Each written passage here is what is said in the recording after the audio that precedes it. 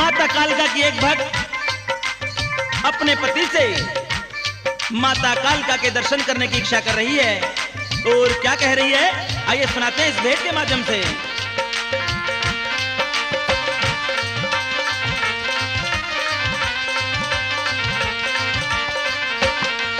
पिया मानो बात हमारी, करो तो कुलाबाद की तैयारी।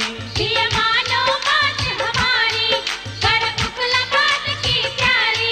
पिया मानो बात हमारी, करो तो कुलाबाद की तैयारी। जहाँ मात काल का प्यारी के दर्शन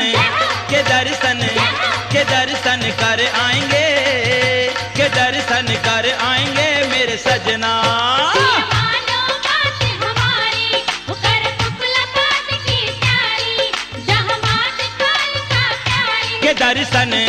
के दर्शन कर आएंगे, के दर्शन कर आएंगे मेरे सजना।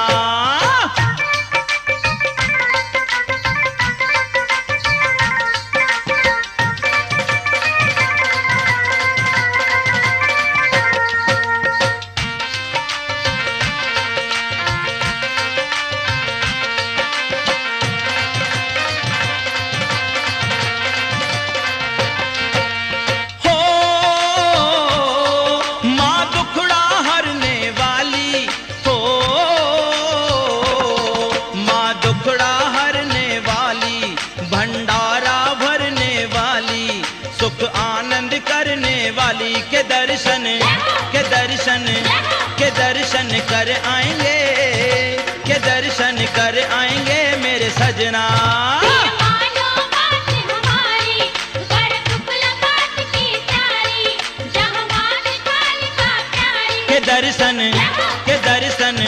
के दर्शन कर आएंगे, के दर्शन कर आएंगे मेरे सजना।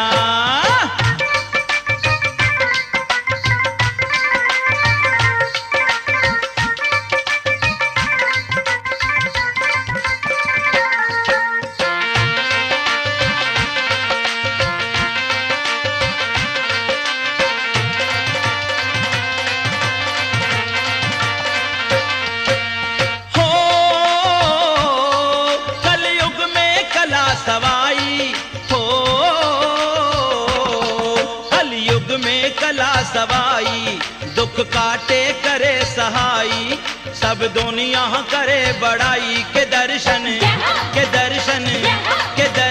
कर आएंगे, के दर्शन कर आएंगे मेरे सजना।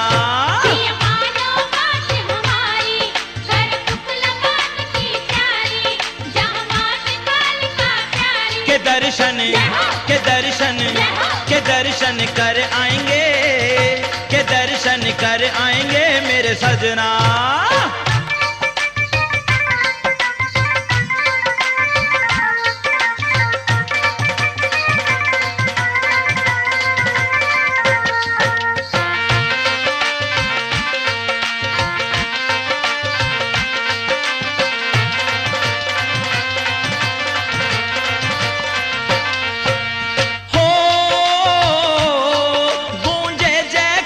भवन में हो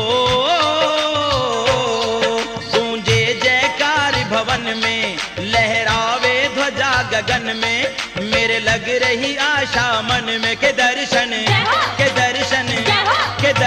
कर आएंगे, के दर्शन कर आएंगे मेरे सजना।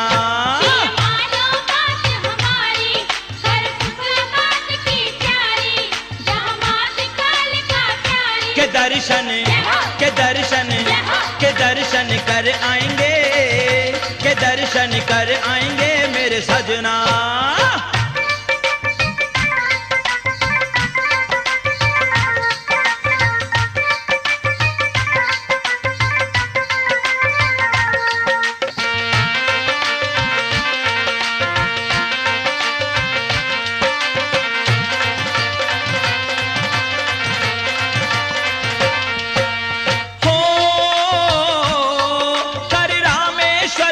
चाहा हो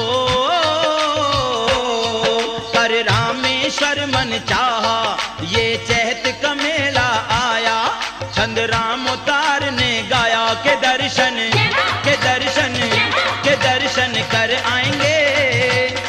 दर्शन कर आएंगे मेरे सजना। ये मानो बात हमारी, कर उपला बात की सारी, जहाँ मात कालिका प्यारी। के दर्शन